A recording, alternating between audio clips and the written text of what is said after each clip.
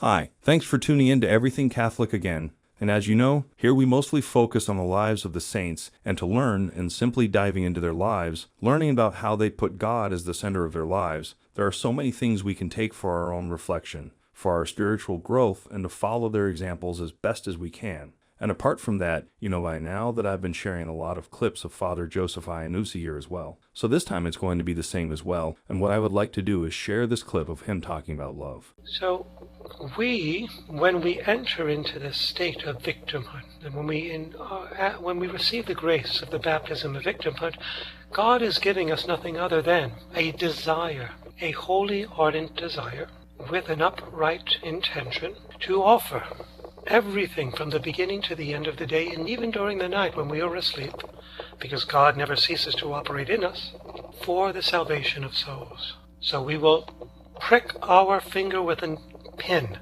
Ouch, that hurts. Well, immediately the intention goes to God. I wish to save a soul through this offering, even though it was indeliberate. And God can do that.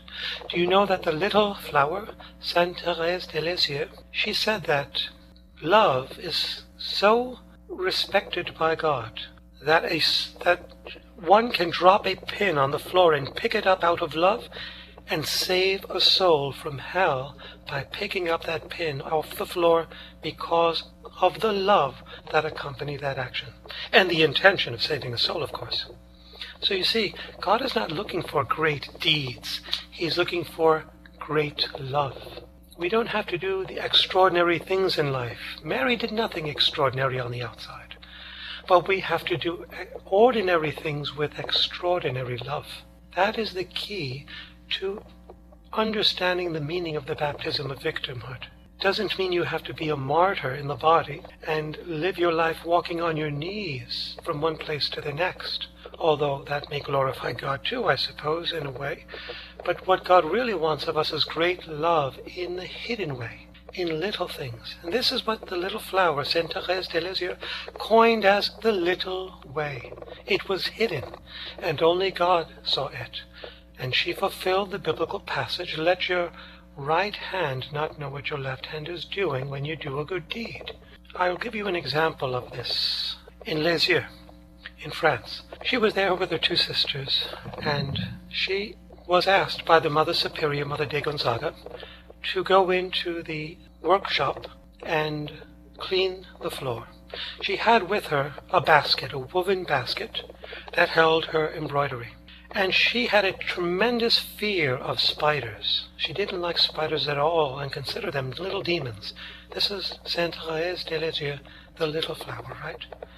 So she's about to put her weaving basket on a bench because she's thinking, if I put it on the floor, the spiders can get into the weaving basket, into my needles and scare me half to death. I don't want to do that. So she's about to put her basket on a bench, and a thought occurs to her, wait a minute, yesterday one of my confreres had put her basket there. If I put my basket there, then she will have to put hers on the floor. So out of love, I will put my basket on the floor and let her put hers on the bench, overcoming her fear of spiders, you see. This is great love in little things, and this is the kind of baptism of victimhood the Lord is looking for. It's not traveling thousands of miles and opening up monasteries and founding churches and preaching to the four corners of the earth, though that is an apostolate for certain people, but most of us don't have that apostolate. Most of us live a very quiet, hidden, domestic way. And this way should not become tedious to us or monotonous. It should be an occasion for continuous expressions of great love to God, whereby we, availing ourselves of this grace of victimhood, become vicarious redeemers with Christ, co-redeemers with Christ, saving souls from hell. Well, I hope all of you have learned a lot of beautiful things from this very short clip. I might release longer videos on this channel from time to time, but on the other hand, for the purpose of learning, it makes it easier to release these shorter videos so that we can better focus our attention to one subject at a time. Anyway, that is all for the video this time, and again, thank you so much for taking the time to be here with us. Until the next one, thanks again for watching, and may God bless you.